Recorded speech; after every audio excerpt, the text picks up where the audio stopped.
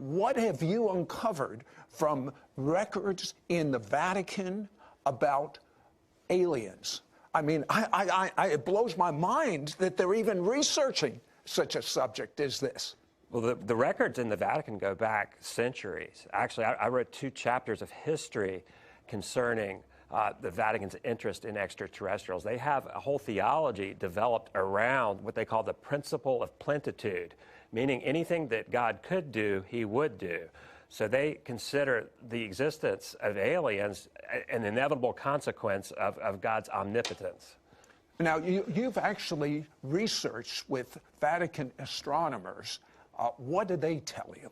Yeah, it's extraordinary. We even had the opportunity to go to Mount Graham in Arizona, which is where their Vatican Astronomical Technology Telescope, called that, where it's at, where the Vatican's astronomers study the deep space. And in the course of doing that, getting permission through the Arizona State University to go there to meet with their astronomers, the Jesuits who are there, we also got access to top astronomers that work in Rome, including an astronomer by the name of Guy Cosmonago. He's one of the top astronomers for the Vatican. What was the major thing you got from that interview with him? Oh, well, 2 major things. One, he says without apology that very soon the nations of the world are going to look to the aliens for their salvation. Now, when you make a comment like that... Did you just hear what he said? Does that show you how fast things are moving and how we're really in the last of the last days? And then, of course, you want to get behind that, right? You want to find out where are they coming from. So he agreed to be interviewed 5 times from Rome, and then gave us documents which are not available to the public that outline what much of the inner thinking of the highest level theologians and astronomers at the Vatican believe now, including the idea that Jesus might be the son of a star child. Now, when we ask him what is a star child, right, they're talking about an alien intelligence from another world, and that the birth of Jesus Christ, the virgin birth, was in fact comparable to an abduction scenario in which these aliens used the Virgin Mary to create Jesus.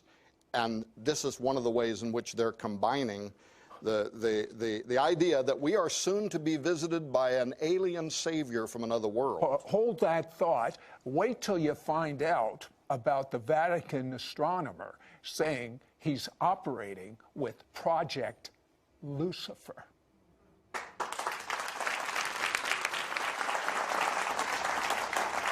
Okay, I promised you we would find out this great Catholic astronomer, the #1, is operating with something called Project Lucifer.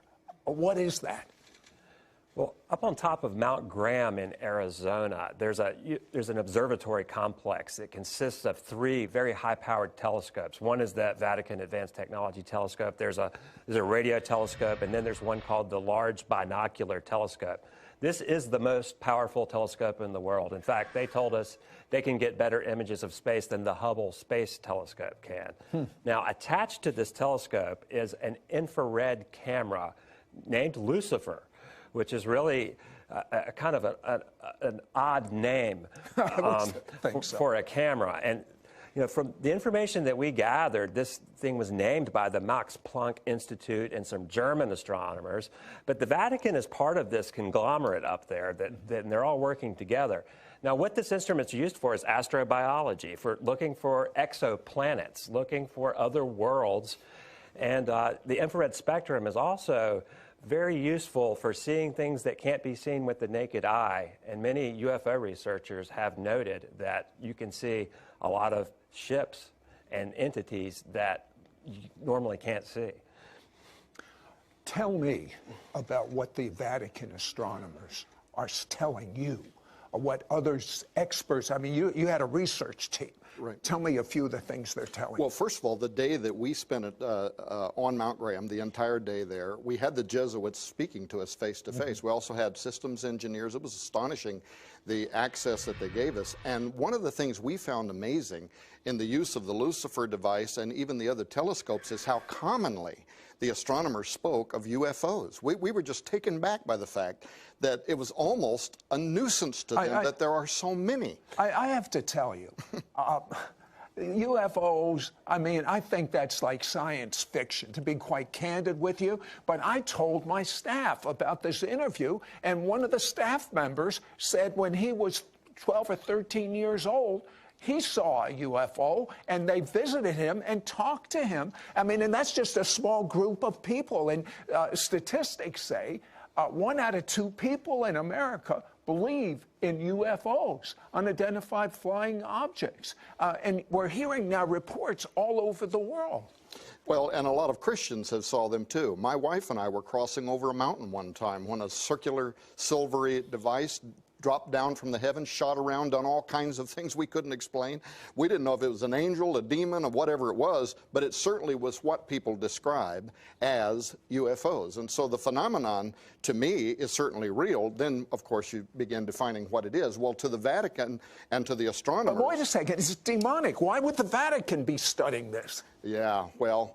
Not only are they studying it, Corrado Balducci, who was the spokesman for the Vatican, he was their official mouthpiece concerning the alien presence, not just the reality of aliens on other worlds, but an alien presence that is here on Earth now.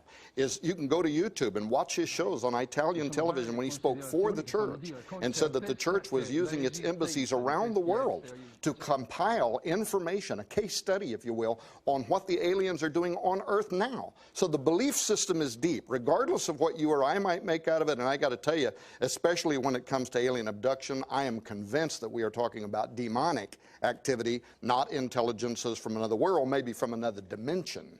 And they're moving in and out of our reality. They certainly have a conspiratorial plan that might even involve human hybridity. There's a lot to the study. That's why it took us thousands of pages and 6 investigators, and I had to bring a theologian on to make sure that I didn't get off track, right?